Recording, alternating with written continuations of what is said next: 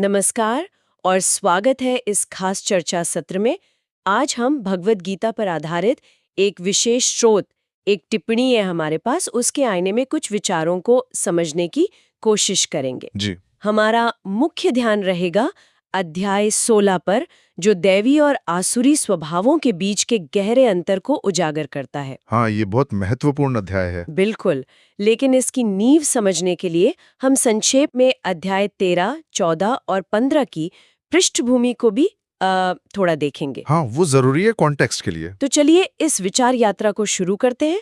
स्रोत के अनुसार अध्याय 13 हमें प्रकृति, पुरुष और परम पुरुष के भेद को समझाता है। जी। मतलब सृष्टि, जीवात्मा और परमात्मा, जी। इनका जो ताना बाना है। सही। फिर अध्याय 14 में गुणों की बात आती है, जी। सत्व, रजस, तमस। हाँ, और कैसे जीवात्मा अपने कर्मों से, मतलब अपना अगला जन्म, अपना भाग्य वो खुद बनाता है। बिल्कुल, स्वयं ही भाग्य विधाता। फिर अध्याय 15, उसमें वो संसार रूपी वृक्ष की बात है और प्रभु भक्ति और वैराग्य, मतलब असंग, उस पे जोर है। जी, कि ईश्वर की शरण और संसार से अनासक्ति, वही है मुक्ति का मार्ग। हाँ, तो ये अध्याय एक तरह से कह सकते हैं कि आध्यात्मिक समझ की एक नींव रख देते हैं। बिल्कुल, एक बेस तैयार करते हैं आगे की चर्चा के लिए। और इसी नींव पर खड़ा है अध्याय 16। यहाँ चर्चा बिल्कुल प्रैक्टिकल हो जाती है ना। हाँ, आध्यात्मिक सिद्धांतों से हटकर सीधे मानव समाज और व्यक्ति के अंदर के संघर्ष पर। जिसे स्रोत देवताओं और असुरों के बीच संग्राम कहता है। जी। और दिलचस्प बात यह है कि स्रोत अर्जुन की जो शुरू की दुविधा थी, हाँ, युद्ध को लेकर। हाँ, उसे भी वो स्वजनों के मोह के रूप में देखता है। मतलब उसमें भी आसुरी भावना का प्रभाव। अच्छा, ये एक इंटरेस्टिंग पॉइंट है ना। तो अध्याय 16 इन दो प्रवृत्तियों, दैवी और आसुरी संपदा यानी गुण, इनका बहुत विस्तार से वर्णन करता है। शुरुआत होती है दैवी गुणों से। जी, श्लोक 1 से 3 तक। हाँ, अध्याय 16 के जो शुरुआती श्लोक है 1 से 3, उनमें भगवान कृष्ण दैवी संपदा यानी दैवी गुणों की एक लंबी सूची देते हैं। जी, काफी लंबी लिस्ट है। हाँ, बहुत लंबी है। तो पूरी लिस्ट तो शायद हम यहाँ नहीं गिनाएंगे, पर स्रोत के हिसाब से इसका सार क्या है वो समझने की कोशिश करते हैं। बिल्कुल, मुख्य ग्रुप्स देख सकते हैं। हाँ, जैसे कुछ प्रमुख गुण समूह है। पहला, जो आत्मिक शक्ति और पवित्रता से जुड़े हैं, जैसे अभयम। हाँ, अभयम मतलब खुद न डरना और दूसरों को भी एक तरह से सुरक्षा का भाव देना। जी, और सत्व संशुद्धि, यानी अंतःकरण की पूरी तरह से शुद्धि, मन की पवित्रता। फिर दूसरा ग्रुप है ज्ञान और संयम से जुड़े गुण, जैसे ज्ञान योग व्यवस्थिति, ज्ञान और योग में दृढ़ स्थिति, और दमश्च, इंद्रियों पर नियंत्रण, सेल्फ कंट्रोल। फिर आते हैं सामाजिक और नैतिक आचरण वाले गुण, ये भी बहुत है। हाँ, जैसे दानम, दान देना। और यज्ञ स्रोत इसे सिर्फ कर्मकांड नहीं मानता। नहीं, वो कहता है समाज के हित में मिलकर संगठित होकर अच्छे काम करना। हाँ, परोपकारी कार्य। फिर अहिंसा, मन वचन कर्म से। सत्यम, सच बोलना और जीना। अक्रोधाः, क्रोध न करना। ये तो बहुत मुश्किल लगता है आजकल। हाँ, बिल्कुल। दया भूतेषु, सभी प्राणियों पर करुणा। अपेशुनम, चुगली न करना। मार्धवम, कोमलता, ह्री, मतलब गलत काम करने में शर्म महसूस होना। जी, लज्जा। अद्रोहाः, किसी से बैर न रखना। हाँ। और फिर अंत में वो गुण जो मानसिक स्थिरता और विनम्रता से जुड़े हैं, जैसे त्यागः, आसक्ति का त्याग, शांतिः, क्षमा, धृतिः, धैर्य, शौचम, बाहरी और भीतरी पवित्रता, अचापलम मतलब चंचल न होना, स्थिर रहना, और नातिमान्यता, अभिमान का न होना। जी, विनम्रता। तो ये एक मतलब काफी बड़ी लिस्ट है। हाँ, और यहाँ समझने वाली बात ये है, जो स्रोत कहता है कि ये गुण केवल एक आइडियल लिस्ट नहीं है। अच्छा। टिप्पणी के अनुसार ये गुण उस व्यक्ति में स्वाभाविक रूप से विकसित होते हैं जो दैवी संपत्ति के पवित्र वायुमंडल में पैदा हुआ है या स्थित है। दैवी संपत्ति का पवित्र वायुमंडल, हाँ। इसका क्या मतलब हुआ? ये शायद एक खास तरह की मानसिक और आध्यात्मिक प्रवृत्तियां माहौल की बात है, जहां ये गुण अपने आप पनपते हैं। मतलब स्रोत ये नहीं कह रहा कि बाहर से कोशिश करके इन्हें लाना है, बल्कि ये उस स्थिति का एक स्वाभाविक नतीजा है। अच्छा, मतलब ये अंदरूनी स्थिति के लक्षण हैं। हाँ, बिल्कुल। और जैसा श्लोक 5 में साफ कहा है, दैवी संपद विमोक्षा है। हाँ, ये गुण मुक्ति की ओर ले जाते हैं, आत्मा को बंधन से छुड़ाने वाले हैं। ये वाकई एक महत्वपूर्ण दृष्टिकोण है कि ये गुण किसी खास आंतरिक स्थिति के लक्षण हैं और फिर इसके ठीक उलट जी बिल्कुल, विपरीत तस्वीर। आसुरी संपत्ति की। जी। श्लोक 4 कहता है, दंभो दर्पो अभिमानश्च क्रोधा पारुष्यमेव च अज्ञानम चाभिजातस्य पार्थस संपदम आसुरीम। हाँ, यहाँ मुख्य रूप से 6 आसुरी गुण गिनाए हैं। दंभा, पाखंड, दिखावा, दर्पः, घमंड, अकड़, अभिमानः, अहंकार, खुद को बहुत बड़ा समझना, क्रोधः, ये तो है ही, पारुष्यम, कठोरता, बातों में, व्यवहार में, और अज्ञानम मतलब सही गलत की समझ न होना, विवेकहीनता। जी दैवीय गुणों की शांति और पवित्रता से कितना कितना अलग है ये। बिल्कुल। और स्रोत वही तर्क यहाँ भी लगाता है। अच्छा, जैसे देवी गुण एक विशेष वायुमंडल या प्रवृत्ति का नतीजा थे, वैसे ही ये आसुरी गुण उस व्यक्ति में सहज पाए जाते हैं जो आसुरी संपत्ति के वायुमंडल में जन्मा या स्थित है। मतलब एक तरह की नेगेटिव या तामसिक प्रवृत्ति। हाँ बिल्कुल। और श्लोक 5 का अगला हिस्सा कहता है, निबंधाय आसुरी मता, यानी ये बंधन का कारण है। जी, ये आत्मा को संसार के चक्र में और गहराई से फंसाते हैं। तो यहाँ 2 एकदम साफ रास्ते और उनके नतीजे बताए जा रहे हैं। स्पष्ट विभाजन। इसके बाद भगवान कृष्ण श्लोक 6 में कहते हैं, द्वौ भूतसर्गौ लोकेस्मिन् दैव आसुरा एव च। हाँ, कि इस लोक में प्राणियों की 2 ही तरह की सृष्टियां हैं, दैव और आसुर। वो कहते हैं कि दैव सृष्टि का वर्णन तो कर दिया, अब आसुर सृष्टि के बारे में विस्तार से सुनो। जी, और यहीं से स्रोत हमें आसुरी स्वभाव वाले लोगों की मानसिकता और उनके कर्मों की एक तरह से गहरी पड़ताल में ले जाता है, जो श्लोक 7 से 18 तक चलती है। हाँ, स्रोत इन श्लोकों की व्याख्या करते हुए एक पूरी, कह सकते हैं, मनोवैज्ञानिक प्रोफाइल बनाता है। अच्छा, कैसे? इसे कुछ हिस्सों में बांट के समझ सकते हैं। पहला, उनकी दुनिया को देखने का नजरिया और नैतिकता की समझ। ये श्लोक 7 से 8 में है। स्रोत बताता है कि ऐसे लोग प्रवृत्ति और निवृत्ति को नहीं जानते। मतलब क्या करना चाहिए और क्या नहीं करना चाहिए, इसकी कोई समझ नहीं होती। उनमें ना सत्य होता है, ना सफाई, शौच, न ही कोई नैतिक नियम, कोई एथिकल कोड नहीं। बिल्कुल। वो जगत को ही असत्य मानते हैं, बिना किसी आधार या ईश्वर के, और समझते हैं कि सब कुछ बस केवल काम वासना, मतलब लस्ट, उसी से पैदा हुआ है। तो एक तरह से वो किसी भी हायर ट्रूथ या मॉरल ऑर्डर को नकार देते हैं। ये तो काफी निहिलिस्टिक सा लगता है। हाँ, कुछ वैसा ही। फिर दूसरा पहलू है, उनकी मूल प्रेरणाएं क्या हैं, मोटिवेशंस क्या हैं। ये श्लोक 10-12 में आता है। ओके।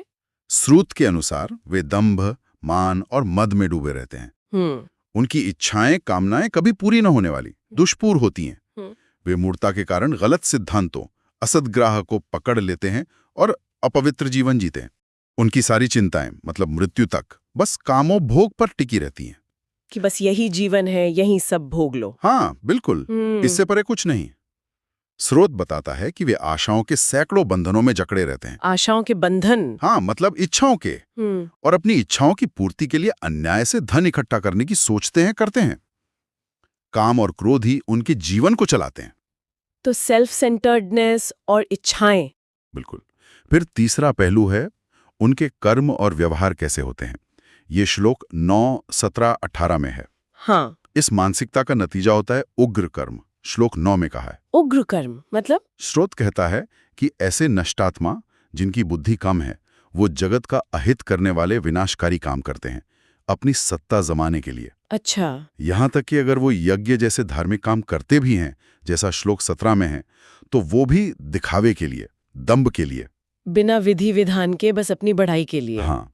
और सबसे महत्वपूर्ण बात श्लोक 18 में आती है। क्या? वे अहंकार, बल, दर्प, काम और क्रोध के वश में होकर अपने और दूसरों के शरीर में स्थित परमात्मा से द्वेष करते हैं। ये बात बहुत चौंकाने वाली है। परमात्मा से द्वेष, स्रोत इस पर क्या कहता है? हाँ, ये बहुत गहरा बिंदु है। वाकई स्रोत की टिप्पणी इस पर रोशनी डालती है कि वे ईश्वर की उपस्थिति, उस डिवाइन स्पार्क से, जो उनके अपने अंदर भी है और दूसरों में भी, हाँ, उससे नफरत करते हैं। क्यों? क्योंकि वो उसे अपनी बेलगाम इच्छाओं और भोग विलास में बाधा समझते हैं। अच्छा। परमात्मा या धर्म का विचार उन्हें अपनी मनमानी करने से रोकता है, इसलिए वो उसे द्वेष करते हैं। और ईर्ष्यावश, अभ्यसूया का मतलब जलन के मारे ईश्वरीय विधान या धर्म के कामों में हमेशा रोड़ें अटकाते हैं। तो ये सिर्फ अज्ञान नहीं है, ये एक्टिव विरोध है। जी हाँ। सक्रिय विरोध। फिर चौथा पहलू है उनका आत्ममूल्यांकन, मतलब वो खुद के बारे में क्या सोचते हैं। ये श्लोक 13 से 16 में है। हाँ, वो लंबे वाले श्लोक। जी, स्रोत दिखाता है कि वे किस तरह के विचारों में खोए रहते हैं। आज मैंने ये पा लिया, कल वो पालूंगा। इतना धन मेरे पास है और आ जाएगा। मैंने उस शत्रु को मारा, दूसरों को भी मारूंगा। मैं ही ईश्वर हूँ, मैं ही भोगी हूँ, मैं सिद्ध हूँ, बलवान हूँ, सुखी हूँ। मैं अमीर हूँ, ऊंचे खानदान का हूँ, मेरे बराबर कौन है। मैं यज्ञ करूंगा दिखावे के लिए, दान दूंगा प्रसिद्धि के लिए, मौज उड़ाऊंगा। स्रुत कहता है कि इस तरह वे अज्ञान में पूरी तरह मोहित रहते हैं। उनका मन हजारों इच्छाओं में भटकता रहता है।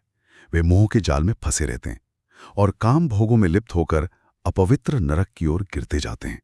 ये तो वास्तव में एक बहुत ही अंधकारमय और आत्मकेंद्रित तस्वीर है जो स्रोत इन श्लोकों के माध्यम से बना रहा है। जी, ऐसा लगता है कि अहंकार और अनियंत्रित इच्छाएं ही इस पूरी मानसिकता के केंद्र में हैं, बिल्कुल, जो व्यक्ति को सच्चाई और दिव्यता से पूरी तरह दूर कर देती हैं। और ये सिर्फ सोच तक ही नहीं रहता होगा। नहीं, बिल्कुल नहीं। स्रोत आगे श्लोक 19 और 20 में इसके गंभीर परिणामों का भी वर्णन करता है। हाँ, वो क्या है? श्लोक 19 में भगवान कृष्ण कहते हैं कि ऐसे क्रूर द्वेष करने वाले नराधमों को मैं बार बार संसार में अशुभ आसुरी योनियों में ही डालता हूं। बार बार आसुरी योनियों में? हाँ, क्षेपामी अजस्रम अशुभान आसुरिषु एव योनिषु। श्रोत की टिप्पणी ये भी जोड़ती है कि मृत्यु के बाद भी वे आसुरी योनियों में जाते हैं और भगवान उन्हें लगातार उन्हीं योनियों में डालते रहते हैं। ये तो बहुत बहुत कठोर परिणाम लगता है। हाँ, और श्लोक 20 इसे और भी साफ करता है। भगवान कहते हैं कि हे कौन्तेया, वे मूढ़ लोग जन्म जन्म में आसुरी योनि को प्राप्त होकर मुझ तक कभी नहीं पहुंच पाते। हाँ, माम अप्राप्य एव, और उससे भी अधिक अधम गति को प्राप्त होते हैं।